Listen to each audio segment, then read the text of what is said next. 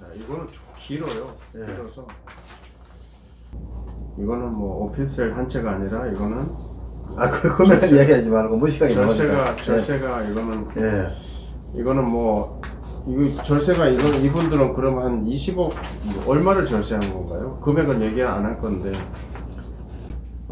포인트는 시가 변동이 없으면은 없으면은 감정을 인정해 주는데 그죠? 없으면은 인정을 해 주는데 이거는 시가 변동이 있었고 시가 변동이 비행기 변하고 있었어. 예. 그래서 평가 대상이 아니라고 아니다. 해서 반려해 버렸다. 예.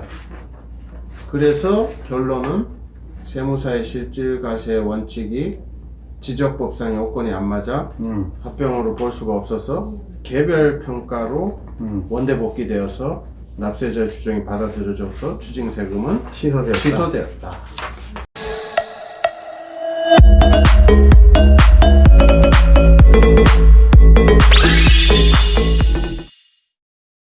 안녕하세요. 네, 사콜TV 이승인 세무사입니다. 세무사 윤상수입니다. 네, 오늘 소개해드릴 내용은 꼬마 빌딩 한 채를 거의 날릴 뻔 했다가 가까스로 붙잡은 케이스입니다. 꼬마 빌딩 한 채 요즘에 50억 60억 하잖아요. 거의 50억 60억 하는 세금을 날릴 뻔 했다가 겨우 가까스로 구제한 그런 케이스입니다. 오늘 영상을 안 보시면은 그 꼬마 빌딩 한 채를 날릴 수도 있기 때문에 오늘 영상 건물이 있으신 분은 오늘 영상은 꼭 보시기 바라겠습니다. 우리 청장님께서 실제로 관여한 그런 사례가 되겠습니다. 먼저 제가 사례에 대한 개요를 쭉 말씀드리고 청장님께서 꿀팁을 포인트를 짚어 드리도록 하겠습니다. 사건의 개요는 홍땡땡 부부가 있었는데 이분들이 2018년 1월 초죠. 2019년도 상증법 시행령 개정되기 이전에 2019년 상증법 시행령 개정되기 이전에 일어난 일입니다. 주소지는 이제 강남구 소재의 땡땡 건물인데요. 2018년 1월 1일 날 착공이 되었습니다. 착공이 되었는데 부속 토지가 도로 인접한 토지가 740제곱미터가 있었고 그 바로 뒤에 연접한 후면 토지가 있었는데 840제곱미터였습니다. 나대지로 있다가 이 건물을 착공하면서 그 두 개의 필지 위에 건물을 올리게 되었는데 공교롭게도 공시가격이 도로 인접 토지는 메타당 2,800만 원이었고 후면 인접 토지는 절반도 안 되는 메타당 1,200만 원이었습니다. 그래서 이 지주분께서 후면 인접 토지를 증여를 하시게 되는데 한번 살펴보도록 하겠습니다. 이런 상황에서 이제 이분들이 공시가격이 5월 30일경에 발표되는 것을 알고 계셨기 때문에 5월 20일경 공시가격 발표되기 무려 10일 전에, 겨우 10일 전에 증여를 진행하게 됩니다. 물론 메타당 1,200만 원이라는 절반도 안 되는 저렴한 공시지가로 증여를 진행하게 되었습니다. 그리고 나서 이제 5월 30일 날 공시가격이 발표가 되는데요. 이 부속 토지를 하나의 용도로 보면서 실질적으로 합병된 걸로 봐서 용도상 합병된 걸로 봐서 공시가격을 무려 제곱미터당 3천만 원으로 공시를 하게 되었습니다. 그래서 이분들은 이제 공시가격 이전에 증여를 했기 때문에 8월 30일까지 5월 20일 날 증여했으니까 5월 말부터 6월 말, 7월 말, 8월 말 3개월 후인 8월 말까지 증여세 신고를 정상적으로 이행하였습니다.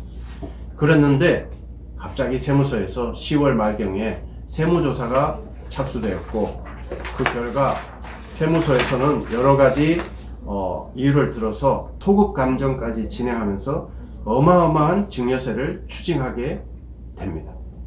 그 이유는 후면 인접 토지가 부속 토지로 같이 묶이면서 실질적으로 도로에 인접한 토지랑 합병이 이루어졌다. 그 근거는 이제 실질과세에 의해서 실질적 합병이 이루어졌기 때문에 지목의 동일성을 주장하면서 이렇게 어마어마한 증여세를 추징하게 된 그런 사례입니다. 그래서 이제 납세자와 세무당국하고 어마어마한 공방을 이제 주고받게 되는데요. 납세자는 증여 당시에는 매매 사례가 없었다. 네. 감정 가격도 없었다. 그렇기 때문에 상속세법에 세법에 정해진 대로 공시지가, 개별 공시지가로 증여세 신고한 것은 세법에 근거했기 때문에 너무나 합당하다. 이렇게 주장을 하게 된 거죠. 그런데 세무서에서는 이제 실질과세 원칙에 근거하여 토지가 지목이 실질적으로 합병이 이루어졌기 때문에 그 5월 30일 날 공시된 공시가격 1제곱미터당 3천만 원이 합당하다. 이렇게 해서 이제 어마어마한 증여세를 고지하게 된 그런 사례가 되겠습니다. 그렇지만 이 사례는 그 이후에도 납세자와 가세당국 간의 공방 이후에도 여러 차례 위원회를 열면서 많은 잡음이 있었습니다. 자, 구체적인 사례로 한번 들어가 보도록 하겠습니다. 예, 말씀드리겠습니다. 예, 조사관에서는 지방청에 설치된 재산평가심의위원회에 이 건 같은 경우에 가격 변동에 특별한 사정이 없었다라고 보고 재산평가심의위원회에 자문을 거치게 됩니다. 그렇지만 지방청에 설치된 재산평가심의위원회에서는 가격 변동이 있다라고 봐서 평가 대상이 아니라고 반려를 하게 되는 사건입니다. 그래서 반려된 사유로는 이렇게 돼 반려된 사유를 정확하게 한번 더 짚어주시면은 상증법상 이렇게 되어 있습니다. 평가 기준일 전 2년 이내 그 주식 발행회사의 경영 상태나 시간 경과, 주의 환경, 가격 변동에 특별한 사정이 없는 경우에 감정기관의 평균가액으로 재산평가심의위원회 자문을 거쳐 시가를 볼 수 있는데 이 건 같은 경우는 양 집원 위에 건물이 올라가고 있었습니다. 그러니까 그 가격 변동에 특별한 사정이 없다라고 볼 수가 없습니다. 그래서 반려를 하게 된 것입니다. 그러면 이 건 같은 경우는 땅 위에 건물이라는 그런 뭐 주변 환경의 변화가 있었기 때문에 반려를 하게 되죠. 평가 대상이 감정 아니다. 가격을 받아들여 줄 수 없다. 예. 이렇게 된 거죠. 그리고 공시 가격이 발표된 것도 영향을 미쳤나요? 공시 가격은 그렇죠. 그것도 영향을 미쳤다고 봐야 되겠습니다. 왜냐하면 10일 뒤에 5월 30일 날 양 집원에 대한 공시가 공교롭게도 3천만 원 똑같이 나왔습니다. 추후에 아마 세무조사가 실시되었기 때문에 이런 것도 상당히 영향을 미쳤다고 봐야 됩니다.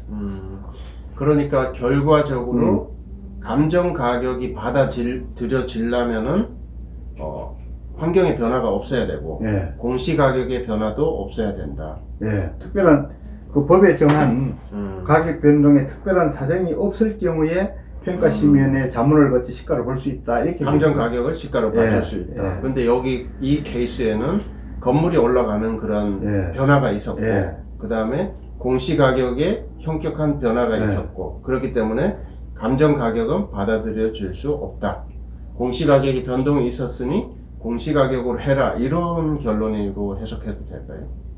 그리고 이게 사실 쟁점입니다. 조사반이 추후에 아마 조사를 했기 때문에 양 직원이 당초에는 2018년 1월 1일 기준으로 해서 그때는 양 직원의 공시가 차이가 많았었지만 그 후에는 공교롭게 이 양 직원의 10일 뒤에 발표되는 공시가는 같았습니다. 같아져 버렸죠. 같아져 버렸어요.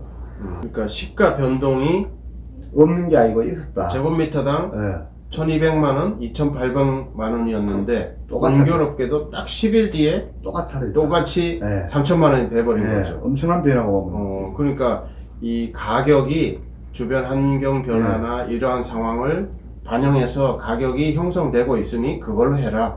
감정 가격은 받아들일 수 없다. 이렇게 된 거네요. 조사관은 아마 그 신고 뒤에 한참 뒤에 조사를 하게 되니까 이 공시가 발표 시점하고 그전 가격이 엄청난 변화가 왔기 때문에 가격 변화가 없었다고 볼 수 없는 거죠. 그렇죠. 가격이 이렇게 자기가 알아서 시세를 반영하고 있는데 왜 감정 가격을 가져오냐? 감정 네. 가격은 필요 없다. 네. 이런 결론이네요. 네. 아, 그렇군요. 그 결국은 결론이 어떻게 났나요, 총장님? 결론을 제가 간단하게 말씀드리면 세무서는 실질과세 원칙에 입각해서 실질적인 합병으로 보고 과세를 했습니다. 네. 감정가액 제곱미터당 3천만 원으로 과세를 했는데 3천만 원. 예. 이게 우리 지적법상에 보면 네. 합병 요건이 맞지 않다.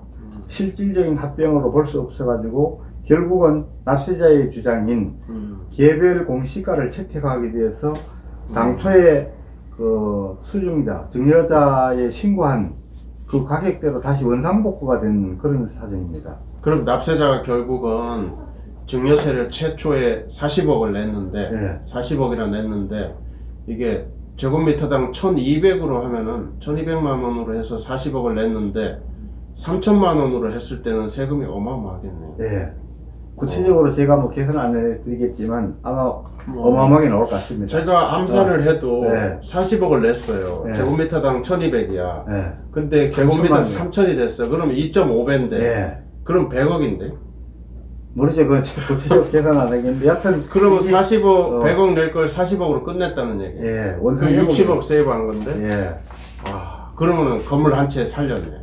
예, 살렸지요. 이 청장님께서 건물 한 채 살리셨네.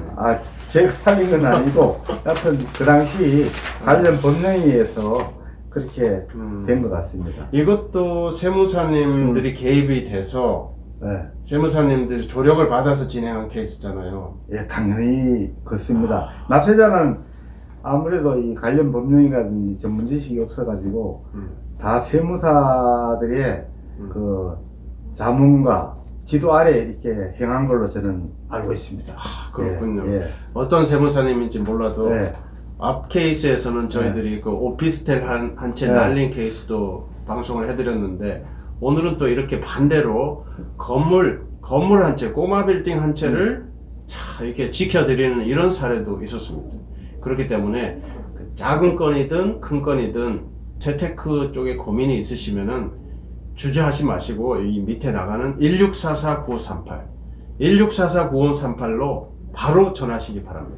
세무상담은 예약을 잡아서 진행하기 때문에 전화하시는데 요금이 들지는 않습니다. 1644-9538 바로 전화하십시오. 자, 이렇게 큰 사례도 하나 소개해 드렸는데요. 이번 사례에서 제가 꿀팁을 하나 드리도록 하겠습니다.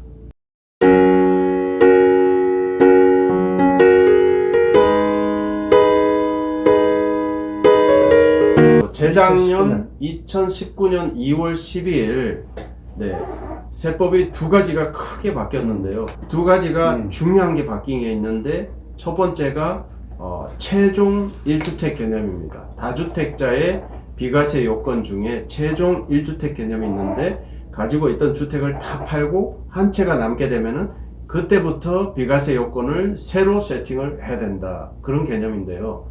그것 말고 더 중요하고 큰 이슈가 있습니다. 바로 꼬마 빌딩 비주거용 건물에 대한 상증세법 시행령 개정 내용입니다. 2019년 2월 12일 날 발표된 내용은 비주거용 건물과 나대지에 대한 증여세 상속세 신고인데요. 상속세 신고, 증여세 신고는 상속은 상속 개시일로부터 6개월 이내에 신고 납부를 끝내야 됩니다. 그리고 증여세는 증여일이 속하는 달의 말일로부터 3개월 내에 신고 납부를 다 끝내야 되죠. 그런데 그 신고 기한 이후에도 법적 신고 기한이라고 해서 그 기간 안에는 세무서에서 과세 당국에서 스스로 감정 평가를 해서 세금을 재계산할 수 있는 그런 근거가 세법에 들어오게 된 것입니다. 결과적으로 이 경우는 이제 신고를 하고 나면은 유사매매 사례나 이런 거에 적용이나 탐색은 끝나는데, 졸업을 하는데 감정평가할 수 있는 제도가 들어옴으로 인해서 하나 더 꼬리가 남게 된 것입니다. 이 내용은 청장님의 말씀, 우리 세무조사 전문가님이신 청장님의 말씀 한번 들어보도록 하겠습니다. 이 건 같은 경우는 가가 아까 소개한 사례와 다르게 지금 환경이 변화가 되었습니다. 그래서 비주거용 건물이나 나대지 같은 경우에는 국세청에서 소요 예산을 확보해서 아까 우리 세무사님께서 말씀했듯이 신고 기간이 끝난 후 법적 기간 안에 감정을 할 수 있습니다. 그래서 국세청에서 의뢰해서 감정을 하면은 아마 그 가액이 약간 더 나올 수 있어서 이 건 같은 경우는 납세자가 능동적으로 감정을 받으면은 더 유리할 수 있는 그런 상황이 올 수 있겠습니다. 총장님, 그러면은 증여나 상속 이 경우는 이제 그 증여일이나 상속 개시일로부터 6개월, 3개월 안에 신고 납부를 끝내는데 이 감정은 언제까지 할 수가 있나요? 과세당국에서 그 법적 신고 기한이 언제까지인가요? 예, 상속 같은 경우는 법정 납부 기간이 신고 기한일부터 9개월, 증여세는 신고 기한일부터 6개월이 되겠습니다. 그 안에 그 세무관세에서는 감정을 해서 평가위원회의 심의를 거쳐 자문을 거쳐 시가로 볼 수 있는 장치가 마련되었습니다. 신고 기한으로부터 9개월, 6개월. 그러면은 상속세는 상속 개시일로부터 6개월, 상속 개시일이 속하는 달의 말일로부터 거의 1년 6개월 안에 신고를 끝내고 끝내고 그때부터 9개월. 다시 9개월. 예, 그 안에 감정평가에서 예, 시가를 볼 수 있는 시가를 볼 수가 있고 예, 증여도 증여일이 속하는 달의 말일로부터 3개월, 3개월 내에 신고를 끝냈는데 그때부터 다시 6개월, 안에 감정해서 다시 예. 재고지할 수가 예. 있다. 예, 와, 꼬리표가 하나 남았습니다. 자, 그러면은 이 경우는 이제 이렇게 할 수가 있겠습니다. 과세 당국에서 감정평가를 하게 내버려 두는 경우가 있을 수 있고요. 아니면은 자진해서 감정평가에서 신고하는 경우가 있을 수 있는데 이 경우는 국세청에서 과세 당국에서 감정평가를 하게 두시지 말고 자진해서 스스로 감정평가에서 신고하시는 것이 조금이나마 절세를 할 수 있는 그런 길이 될 수도 있겠습니다. 자, 오늘은 우리 청장님께서 꼬마 빌딩 한 채를 지켜주신 사례를 소개해드렸습니다. 다음에 소개해드릴 영상은 그 통장으로 자금 거래 많이 하시잖아요. 차명 통장에 대한 사례를 하나 준비해서 찾아뵙도록 하겠습니다. 자, 오늘은 여기까지 하겠습니다. 예, 수고하셨습니다.